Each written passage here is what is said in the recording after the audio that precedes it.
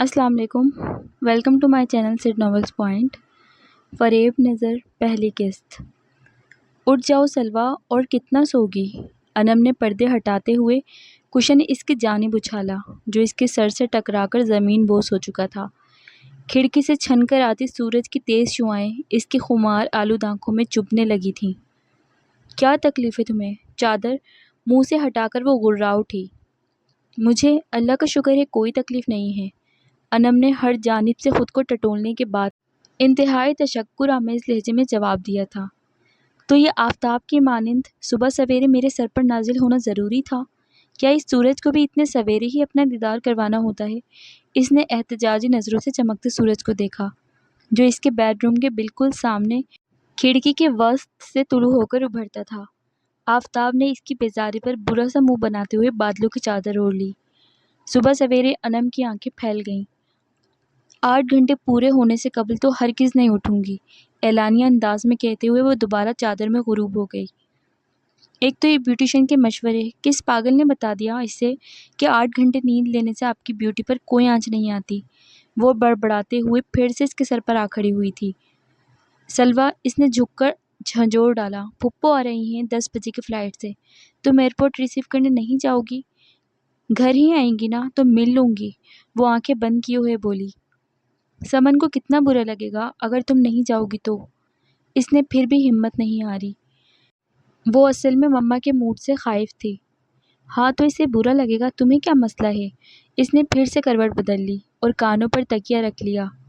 مرو تم. وہ پاؤں پٹکتے ہوئے باہر چلی گئی. لاؤنج میں مما جانے کو بالکل تیار کھڑی تھیں. بابا ہاتھ میں ٹائی لیے اپنے بیڈ روم سے برآمد ہوئے. سلویٰ نہیں اٹھی؟ مما نے اسے اکیلے آتا دیکھ کر استفسار کیا تو اس نے مایوسی سے نفی میں گردن ہلا دی. اس لڑکی کو بھی موقع کی نزاکت کا کبھی خیال نہیں آتا. رات کو میں نے کہا بھی تھا کہ صبح وقت پر تیار ہو جانا. مما کو حسب معمول تپ چڑھی تھی. جب وہ سو رہی ہے تو اس کی نیند خراب کرنے کی کیا ضرورت ہے؟ بابا نے ٹائی مما کو تھماتے ہوئے فوراً اپنے لاڈلے کی سائڈ لی جس پر مما کا پارا آسمان کو چھونے لگا تھا. سب آپ کا قصور ہے، آپ کی اس ڈھیل نے اسے بگاڑا ہے. ٹائی کی گرہ لگاتے ہوئے مما نے انہیں مورد الزام ٹھہرایا تو وہ ذرا سا ان کی جانب جھکتے ہوئے شرارت سے بولے. اور تمہیں کس نے بگاڑا ہے؟ بس اتنے میں ہی مما کا چہرہ شرم سے سرخ پڑ گیا تھا. انہوں نے جھیپتے ہوئے رخ موڑ لیا تھا. انم اور فاروق حسن اس ادب پر کہکہا لگا کر ہنس پڑے. ابھی بھی ان کی مما بابا کی کسی بھی جملے یا پھر شرارتی نگاہوں پر بلش ہو جاتی تھیں. پاپا ان کے رخساروں کی یہ سرخی دیکھنے کے شوق میں ان دونوں کا بھی لحاظ نہیں کرتے تھے، اور جب مما ان کی موجودگی کا احساس دلاتی تو وہ معصومیت سے دریافت کرتے. کیوں بچوں، آپ کو کوئی اعتراض ہے؟ نو بابا، آپ اپنے ڈائیلاگز جاری رکھیے. سلویٰ فراغ دلی سے اجازت دیتی تو کبھی مما اسے جھاڑ دیتی یا پھر اٹھ کر چلی جاتی.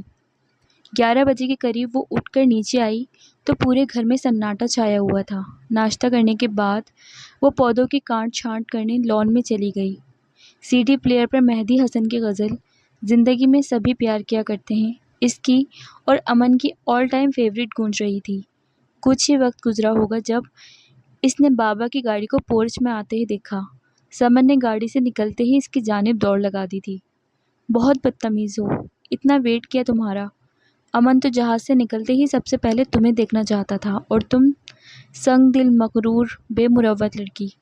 والہانہ انداز میں اسے ساتھ لپٹائے اس کے رخسار چومنے کے بعد اب وہ باقاعدہ صلواتوں پر اتر آئی تھی. وہ کان لپیٹتے ہوئے پھپھو سے ملنے لگی مگر نظریں ان کے عقب میں تھیں. مما، بابا اور انم بھی گاڑی سے نکل آئے تھے اور پیچھے تو کوئی بھی نہیں تھا. امن نہیں آیا؟ اس کے لبوں سے بے ساختہ پھسلا. وہ کہہ رہا تھا سلویٰ ہمیں لینے نہیں آئی تو میں بھی بن بلائے مہمان کی طرح ان کے گھر نہیں جاؤں گا. سمن کی شرارت وہ خوب سمجھتی تھی مگر اس وقت اس کے چہرے پر سنجیدگی کی جو گہری چھاپ نمایاں تھی اس پر اسے ایمان لانا پڑا تھا. بھلا یہ کیا بات ہوئی؟ آپ کے استقبال کے لیے گھر میں کسی کو تو رہنا تھا نا؟ نہیں بیٹا، وہ خفا نہیں ہوا، بس کہہ رہا تھا پہلے اپنا گھر دیکھوں گا، تھوڑی دیر ریسٹ کروں گا، ملنے ملانے کا سلسلہ بعد میں دیکھا جائے گا. پھپھو نے جلدی سے بیٹے کی صفائی پیش کی. ریسٹ تو ایک بہانہ تھا ورنہ وہ کیا مریخ سے آیا ہے؟ سمن پھر اس کے کان میں گھسی.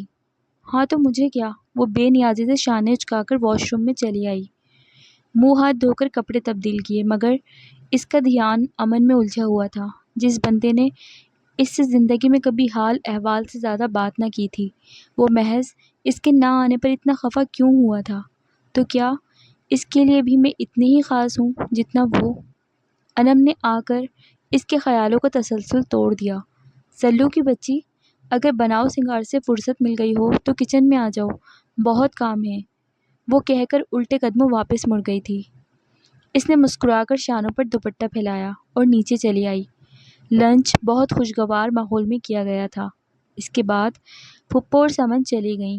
مما نے امن کے لیے کھانا ساتھ ہی بھیج دیا تھا۔ ان کے جانے کے بعد وہ کتابیں اٹھا کر اسٹڈی روم میں چلی آئی۔ وہ پری میڈیکل کی اسٹوڈنٹ تھی اور اسے ڈاکٹر بنانا مما اور بابا دونوں کا خواب تھا، جس کے لیے وہ خوب محنت کر رہی تھی۔ شام میں اسے اکیڈمی جانا تھا۔ وہاں سے واپسی پر 8 بج گئے۔ گاڑی سے اتر کر وہ اپنی گیٹ کی جانب بڑھنے ہی والی تھی جب اس کی نگاہ غیر ارادی طور پر ساتھ والوں کے ٹیرس کی جانب اٹھ گئی۔ وہ ریلنگ پر دونوں کوہنیاں ٹکائی سے ہی دیکھ رہا تھا۔ نظروں کے تصادم پر وہ ہلکا سا مسکرائی تھی، جس پر وہ لب بھینچتے ہوئے رخ موڑ گیا تھا۔ لگتا ہے موصوف کافی روٹھے ہوئے ہیں، وہ خود کلامی کرتی کہتی ہوئی کھلے گیٹ سے اندر داخل ہو گئی۔ امن جہاز سے نکلتے ہی سب سے پہلے تمہیں دیکھنا چاہتا تھا۔ رات سونے سے قبل سمن کی بات یاد آنے پر وہ عجیب الجھن میں پڑ گئی تھی۔ یہ بات تو اس سے 1 روز قبل چیٹنگ کے دوران سمن نے کہی تھی، پھر یہ امن کہاں سے آ گیا بیچ میں؟ اس نے اٹھ کر کمپیوٹر آن کیا۔ وہاں سمن کی ایک میل بھی آئی ہوئی تھی۔ اس نے لفظوں کو غور سے پڑھا۔ ایئرپورٹ ضرور لینے آنا، میں چاہتی ہوں سب سے پہلے میں تمہیں دیکھوں۔ اس نے کوئی 10 بار اس میل کو پڑھا تھا، لیکن چاہتی کو چاہتا میں بدلتے نہ دیکھا تو دوبارہ بستر پر آ کر لیٹ گئی۔ کچھ بھی تھا، لیکن امن جیسے لیے دیے رہنے والے بندے کی زندگی میں اپنی اہمیت کا اتنا احساس اس کے دل کی تمام کلیاں کھلا گیا تھا۔ اگلے روز انم نے کھیر بنائی تھی۔ مما نے ڈونگا بھر کے اسے تھما دیا کہ جاؤ اپنی پھپھو کو دے کر آؤ۔ وہ تو پہلے ہی امن کو منانے کا جانے کا سوچ رہی تھی۔ یہ اچھا بہانہ مل گیا تھا، ورنہ سمن تو اس کی ناک میں دم کر دیتی کہ وہ خاص طور پر امن سے ملنے آئی ہے۔ سلو خالہ آ گئیں۔ لاؤنج میں قدم رکھتے ہی زیب اور ایمان چہکتے ہوئے اس کے ٹانگوں سے چمٹ گئے تھے۔ شکر ہے یار تم آ گئی ہو، ورنہ تو ان بچوں نے خوب ادھم مچا رکھا تھا کہ سلو خالہ کے پاس چھوڑ کر آؤ۔ سمن نے دونوں بچوں کو گھورتے ہوئے سلوہ سے کہا۔ وہ بچوں کی سگی خالہ تھی اور بچے اسے ذرا بھی لفٹ نہیں کروا رہے تھے۔ اس بات نے اسے اچھا خاصا تپا دیا تھا۔ کتنی بار منع کیا ہے کہ خالہ کے ساتھ یہ سلو کا دم چلہ مت لگایا کرو۔ توبہ، لگتا ہے جیسے کسی ہوٹل میں کسی ویٹر کو بلا رہے ہو۔ سلو، وہ ان کی نقل اتارتے ہوئے جھلا کر بولی، جس پر سمن اور امن کا کہکہا بے ساختہ تھا۔ سمرین باجی آئی ہیں؟ صوفے پر بیٹھتے ہوئے اس نے سمن سے پوچھا تھا۔ امن کو وہ پھر نظر انداز کر گئی تھی، جس پر وہ لا تعلق سا ہو کر منہ کے سامنے اخبار پھیلا کر بیٹھ گیا۔ اسے بھی شاید یاد آ چکا تھا کہ وہ اس سے خفا ہے۔ سلوہ دل میں اس کی حالت پر اچھا خاصا محفوظ ہوئی تھی۔ ہاں، وہ امی کے ساتھ بازار گئی ہیں، تم تو جانتی ہو سمرین باجی کی شاپنگ، اب شام ڈھلے ہی واپسی ہوگی۔ وہ باؤل اٹھا کر انگلی سے کھیر چکھتے ہوئے بولی۔ ایسا پہلی بار ہوا ہے کہ سمرین باجی پہلے ہمارے گھر آنے کی بجائے تم لوگوں کے گھر آئی ہیں۔ اسے سمرین باجی سے اس قدر طوطا چشم کی توقع نہ تھی کہ اپنے بہن بھائی کے آتے ہی وہ انہیں بھول جائیں گی، اور اب تو ایسا ہر بار ہی ہوگا۔ وہ اسے چڑھانے کو بولی۔ بچوں نے اب کھیر کھانے کا شور مچا دیا تھا۔ وہ انہیں لے کر کچن میں چلی گئی تو سلوہ نے روٹھے ہوئے امن کی جانب منہ موڑا۔ کیسے ہو امن؟ وہ اس سے 5 سال بڑا تھا، لیکن سلوہ نے آپ جناب کہنے کی زحمت کبھی نہیں کی تھی۔ آپ کو خیال آ گیا؟ وہ طنزیہ بولا۔ خیالوں میں ہی تو جی رہی تھی اب تک، وہ محض سوچ ہی سکی، کہنے کی جرأت نہیں تھی۔ خفا ہو؟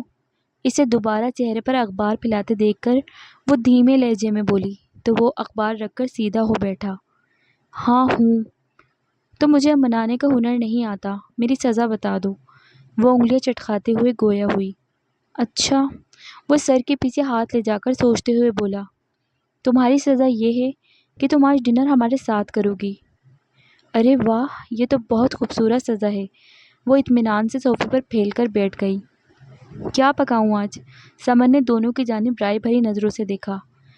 سلویٰ کو بریانی اور چکن شاشل بہت پسند ہے۔ وہ ونیلا آئس کریم کے بغیر اسے کھانے کی میز مکمل نہیں لگتی، اور سیلیڈ میں ہری مرچیں ضرور ہونی چاہیے۔ وہ بولے جا رہا تھا اور سلویٰ منہ کھولے حیرت بھری نظروں سے اسے ہی دیکھ رہی تھی۔ بھائی، آج یہ ہماری مہمان ہیں تو مینیو بھی ان کی پسند کا ہی ہونا چاہیے۔ سمن اپنا 2 من کا سر ہلا کر کچن میں سندھار چکی تھی۔ سلویٰ اٹھ کر اس کے سر پر آ کھڑی ہوئی۔ امن کو یہ ساری باتیں تم نے بتائی ہیں؟ اس کا انداز تفتیشی تھا۔ میں نے نہیں، تم نے۔ اس کا اطمینان قابل دید تھا۔ میں نے؟ اس نے انگلی سے اپنی جانب اشارہ کیا۔ جی۔ وہ ٹیکسٹ پر چیٹنگ میں نہیں، امن کیا کرتا تھا۔ بمشکل اپنی ہنسی ضبط کرتے ہوئے اس نے گویا اس کے سر پر بم بلاسٹ کیا تھا۔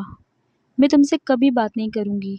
اس کھلی دغا بازی پر وہ تن فن کرتی اپنے گھر چلی آئی تھی، اور پھر رات دیر تک اس کا دماغ کھولتا رہا تھا۔ کتنا سکون تھا زندگی میں، میری تنہائی، اکیلا پن اور یہ خالی اپارٹمنٹ میرے ہمسفر تھے، اور میں ان سب کے ساتھ آسودہ تھا، مگر تم نے دھڑکنوں میں ہلچل مچا کر میری ذات کو طوفان کی نظر کر دیا۔ وہ ٹیرس پر کھڑا تصویر سے باتیں کر رہا تھا۔ تھی وہ چاندنی میں ڈھلا پی کر سبک روا ندی، باد نسیم کا کوئی معطر جھونکا، سنگ مرمر کی مورت، یا پھر کوئی شوق دھنک۔ اس تصویر میں اس نے سندھی کڑھائی اور شیشوں کے کام سے مزین مہرون رنگ کا گھیر دار فراک پہن رکھا تھا۔ سر پر شیشوں والی ٹوپی تھی، کانوں میں مہرون نگوں والے بڑے بڑے آویزے، بازو میں بھری بھری چوڑیاں، گود میں سفید اونی بالوں والا میمنہ اٹھا رکھا تھا۔ ہنستے ہوئے اس کے سرخ گالوں پر پڑنے والے گڑھے بے حد واضح تھے۔ سیاہ کالی آنکھیں، آنکھوں میں عجیب سی چمک تھی۔ اس تصویر کو دیکھتے ہی وہ سلونی شام اپنے تمام تر رنگوں سمیت اس کی آنکھوں میں اتر آئی تھی، اور وہ دور کہیں وادی کیلاش میں کھو سا جاتا تھا۔ 6 ماہ قبل کی بات تھی۔ وہ دوستوں کے ساتھ شمالی علاقہ جات کی سیر کو گیا تھا۔ اس کے دوست کیبل کار میں بیٹھے جھولا جھول رہے تھے، اور وہ وادیوں کا حسن مقید کرنے کے لیے آبادی سے بہت دور نکل آیا تھا۔ تبھی اس نے ایک حسین دوشیزہ کو ایک میمنی کے پیچھے بھاگتے ہوئے دیکھا تھا۔ اس نے مدد کرنے کا سوچا اور میمنے کو پکڑ کر اس کے قریب چلا آیا۔ لڑکی کی سانسیں ابھی تک پھولی ہوئی تھیں۔ یہ سارا ریوڑ تمہارا ہے؟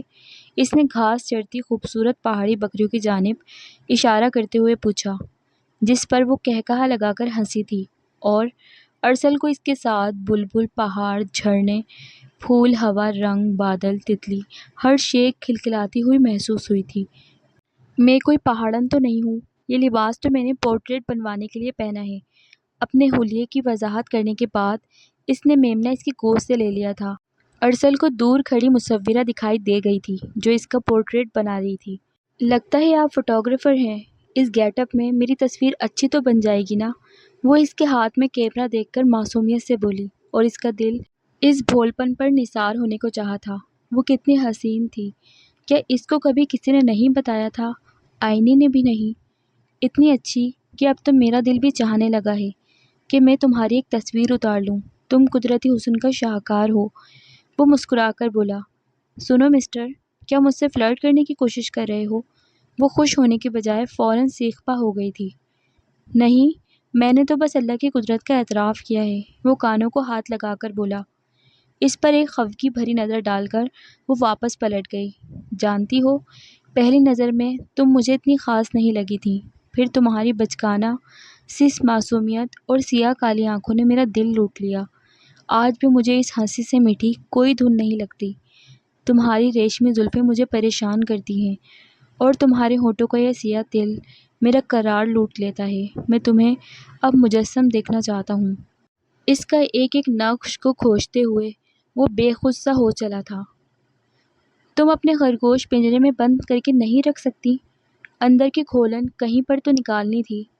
لون میں دندناتے خرگوشوں کو دیکھ کر اس کا پارا چڑھ گیا تھا۔ ہائے، یہ ظلم میں کیوں کروں؟ تمہارا کیا بگاڑتے ہیں؟ انم نے محبت پاش نظروں سے اچھلتے کودتے خرگوشوں کو دیکھا۔ ایمان اور زیب ان کے پیچھے بھاگتے ہوئے بے حد خوش ہو رہے تھے۔ میرے لون کا بیڑا غرق کر دیا ہے ان منحوسوں نے۔ اس نے غصے میں کپ اٹھا کر خرگوش کی جانب اچھالا تھا جو منی پلانٹ کی بیلوں سے الجھ رہا تھا۔ خالہ مت مارو، مجھے بہت اچھے لگتے ہیں، ایمان نے منہ بنایا۔ اتنے ہی اچھے لگتے ہیں تو اپنے گھر لے جاؤ۔ اس قدر فیاضی پر انم نے کھا جانے والی نظروں سے سلویٰ کو دیکھا تھا، جبکہ بچوں کی آنکھوں میں مارے اشتیاق کے جگنو چمکنے لگے تھے۔ سچی انم خالہ؟ ایمان اس کا ہاتھ تھامے پوچھ رہی تھی۔ میں ان کا بہت خیال رکھوں گا، اپنی چاکلیٹ اور آئس کریم بھی کھلاؤں گا۔ زیب نے پلکیں جھپکاتے ہوئے مکمل اطمینان دلانے کی کوشش کی تھی۔ آپ جب اداس ہو جائیں گی تو ہم بابا کے ساتھ گاڑی میں بیٹھ کر آپ سے ملوانے بھی لایا کریں گے۔ ایمان نے اس کی رنجیدگی محسوس کر کے وعدہ کیا تو بے اختیار سلویٰ کی ہنسی نکل گئی، جسے سمن کو آتا دیکھ کر اس نے نہ صرف سمیٹ لیا تھا بلکہ کھٹ کھٹ کرتی سیڑھیاں بھی چڑھ گئی تھی۔ وہ کچھ دیر انم کے پاس بیٹھ کر اس کے پیچھے چلی آئی۔ اب کب تک منہ پھلائے بیٹھی رہو گی؟ کھڑکی میں کھڑی سلویٰ کے گلے میں اس نے بازو ڈال دیا تھا۔ جب تک میرا دل چاہے گا۔ وہ اس کا بازو شانے سے ہٹا کر شانے بے نیازی سے بستر پر آ بیٹھی۔ کیا بات ہے محترمہ کے دل کی؟ ایسا کرو دل سے دن، تاریخ، مہینہ، سال اور وقت پوچھ کر بتا دو، پھر میں اسی روز تشریف لے آؤں گی۔ شرم تو نہیں آتی تمہیں؟ وہ کاٹ کھانے کو دوڑی۔ بہت آتی ہے، مگر صرف ہادی کے سامنے، اس نے سادگی سے بتایا۔ ہادی اس کا منگیتر تھا۔ سلویٰ نے دانت پیستے ہوئے رخ موڑ لیا تھا۔ دن رات تو تم نے میرا ناک میں دم کر کے رکھا تھا۔ ہر وقت تمہاری سوئی بس امن کے گرد گھوما کرتی تھی۔ امن نے آج کیا کھایا ہے، اس نے کس کلر کی شرٹ پہنی ہے، وہ کیسا لگ رہا ہے، اس کے کتنے فرینڈز ہیں اور اس کی کیا ایکٹیویٹیز ہیں، اور تم نے اسے سب بتا دیا؟ وہ اس کی بات کاٹ کر گھررائی، ورنہ فہرست تو ابھی بہت طویل تھی۔ نہیں، میں نے صرف اسے اپنی آئی ڈی دے کر کہا تھا، پلیز بھائی میری اس مصیبت سے جان چھڑوا دو۔ وہ شرارتی انداز میں کہتی بیڈ سے اٹھ کھڑی ہوئی تھی اور حفاظت کے طور پر دونوں تکیے اپنی تحویل میں لے لیے تھے۔ جانے کیا بکواس کرتی رہی ہوں میں امن سے، دل بنا کر ہمیشہ اپنا اور اس کا نام لکھتی تھی۔ اف، کس قدر احمقانہ حرکتیں کی ہیں میں نے۔ کھلا ڈھلا اظہار محبت، کوئی ایک جذبہ بھی تو اس سے پوشیدہ نہیں رہا۔ پودوں کو پانی دیتے ہوئے وہ مسلسل خود کو ملامت کر رہی تھی جب وہ اچانک اس کے سر پر آ کھڑا ہوا تھا۔ کیا تمہیں میرا تمہارے بارے میں جاننا اچھا نہیں لگا؟ وہ کوئی جواب دیے بغیر پودوں کو نہلانے میں لگی ہوئی تھی۔ انداز ایسا تھا جیسے جواب دینے کے لیے وقت ہی نہ ہو، یا پھر اس کی بات سنی ہی نہ ہو۔ اسے امن پر بھی غصہ تھا۔ کم از کم اس سے تو یہ حرکت نہیں کرنی چاہیے تھی۔ بندے کی کوئی اپنی ذاتیات بھی ہوتی ہیں۔ دور تھا تو ہر پل میرا خیال تھا، اب پاس ہوں تو کوئی لفٹ ہی نہیں۔ اب کی بار اس کی آواز میں ہلکی سی برہمی بھی جھلکنے لگی تھی۔ اپنا نظر انداز کیا جانا اسے شدید ناگوار گزرا تھا، مگر سلویٰ اپنے کام میں مگن رہی تو اس نے گلاب کا وہ ننھا سا پودا جس کے پتے پتے کو وہ بڑی ملائمت سے دھو رہی تھی، جڑ سے اکھاڑ کر پھینک دیا تھا۔ اس کوشش میں کتنے ہی کانٹے اس کی ہتھیلی کو فگار کرتے ہوئے گزر گئے تھے، اور اب وہاں خون کی ننھی منھی بوندیں دمک رہی تھیں۔ سلویٰ اس قدر شدید رد عمل پر حیران سی رہ گئی تھی۔ یہ کیا حماقت ہے؟ اس نے تعصب بھری نظروں سے اسے گھورا۔ یہ حماقت نہیں، محبت ہے۔ مجھ پر اگر تم کسی شے کو اہمیت دو گی تو میرے لیے وہ ناقابل برداشت ہوگی۔ ہتھیلی سے کانٹے نکالتے ہوئے وہ اطمینان سے بولا تھا۔ تم پودوں سے جیلس ہو رہے ہو؟ وہ حیرت سے گویا ہوئی۔ میں تو تمہیں چھو کر گزرنے والی ہوا سے بھی جیلس ہو جاتا ہوں، اور اگر میرا کوئی بوائے فرینڈ ہوا تو؟ وہ شرارت سے بولی۔ تو میں اس کی جان نکال دوں گا۔ اب وہ ہاتھ پر رومال باندھ رہا تھا، مگر اس کے لہجے کی ہولناکی سلویٰ کا دل دہلا گئی تھی۔ ہائے امن، پہلے تو تم ایسے نہیں تھے۔ پہلے کب؟ اس نے الٹا سوال پوچھا تو وہ سوچنے لگی۔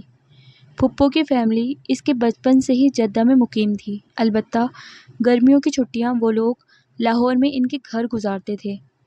پھر وہ اس کا بچپن کا منہ بولا منگیتر بھی تھا۔ مما نے بتایا تھا کہ جب تم چھوٹی ہوتی تھی تو امن بس ایک ہی ضد کیا کرتا تھا کہ میں سلویٰ سے شادی کروں گا، اور تمہاری پھپھو نے ہنسی ہنسی میں تمہیں امن کے لیے مانگ لیا تھا۔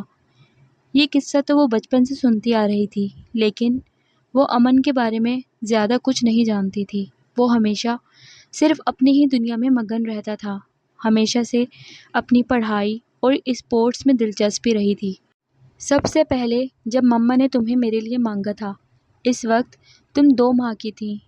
اب میں 5 سال کی عمر میں ایک 2 ماہ کی بچی کے ساتھ کیا اظہار محبت کرتا، وہ کہہ کر خود ہی ہنسا تھا۔ سلویٰ نے مصنوعی خفگی سے اسے گھورا تو وہ مزید گویا ہوا۔ 17 سال کی عمر میں مجھے تم سے دوسرا پیار ہوا تھا۔ بات کے اختتام پر اس نے سلویٰ کے تاثرات جانچنے چاہے، جو کہ خاصے خطرناک تھے۔ بھائی، پہلا بھی تم سے ہی ہوا تھا 5 سال میں، اور پھر دوسرا 17 سال کی عمر میں، اور اس وقت جب میں نے تمہیں بتانے کا سوچا تو پتہ چلا تم ابھی محض 12 سال کی ہو۔ امن، تم پٹ جاؤ گے میرے ہاتھوں۔ وہ اس کے پیچھے بھاگی تھی اور امن لان کی جانب آتی ہوئی سمن کی اوٹ میں چھپ گیا، لیکن اس کی گوہر افشانیاں اب بھی جاری تھیں۔ اف خدا، کسی کو اتنی چھوٹی منگیتر بھی نہ دے کہ بندہ۔ سلویٰ نے پائپ کا رخ اس کی جانب موڑ دیا تھا اور اگلے ہی پل تینوں لان میں بری طرح بھیگ رہے تھے۔